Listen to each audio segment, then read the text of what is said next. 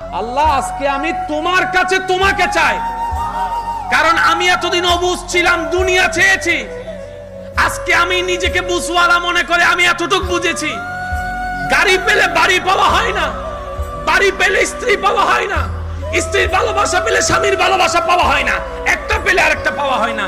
কিন্তু আমি এতটুকু বুঝেছি, তোমাকে পাওয়া মানে সব পাওয়া, তোমাকে পাওয়া মানে সব পাওয়া, কোনো কিছুর কমতি থাকবে না। আল্লাহকে ভয় করো, অভিনয় করে নয়, নাটক করে নয়, লোক দেখানো ভাবে নয়। ইত্তাকুল্লাহ, আল্লাহ বলেছে আপনি আমি অভিনয় করব, নাটক করব, লোক দেখানোর জন্য আল্লাহকে ভয় করব।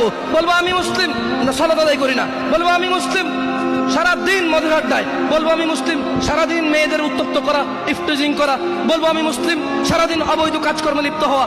এই জন্য আল্লাহ জাল্লা ওয়া আলা ওয়া হুয়া রাব্বুকুম ওয়া হুয়া ইয়ালামু কুল্লা শাই আনিন নাস, আল্লাহ জাল্লা ওয়া আলা তিনি তোমাদের স্রষ্টা।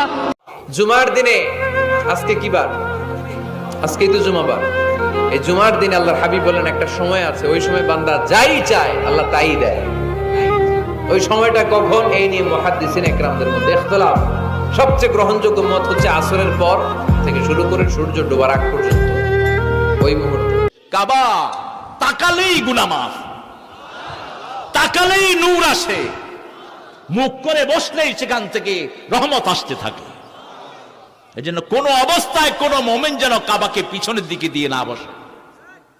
কাবার দিকে ছেপ ফেললে পর্যন্ত রাসূল বলছেন কিয়ামতের ময়দানে তার কপালের মধ্যখানে ওই ছেপগুলো জমা করে দেওয়া হবে। তাকালেই গুনাহ মাফ, তাকালেই নূর আসে, মুখ করে বসলেই সেখান থেকে রহমত আসতে থাকে।